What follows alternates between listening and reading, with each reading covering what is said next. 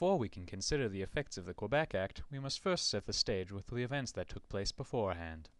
Our story begins with the Battle of the Plains of Abraham, which took place after a prolonged British siege of the French outpost of Quebec. The French and Canadian forces, led by General Montcalm, marched to the Plains of Abraham to meet General Wolfe and his British forces. During the battle, General Wolfe of Britain was killed, and General Montcalm of France was critically injured, although neither of these sides viewed it as a major loss, as neither general was particularly competent.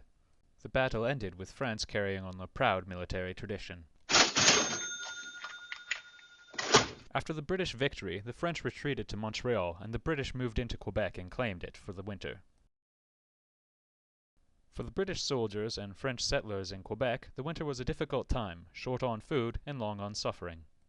After the winter, the fighting resumed again. However, the British were victorious as their reinforcements arrived first. At the end of the 7 Years' War, France then traded Canada so that they may keep their candy-producing island.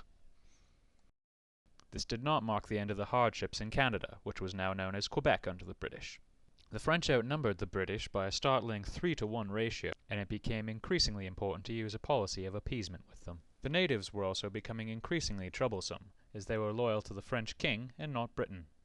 Anti-British sentiment was also growing in the 13 colonies to the south, who were contemplating getting Quebec in on their little rebellion. Now meet Governor James Murray. He's been in charge of Quebec ever since the conquest.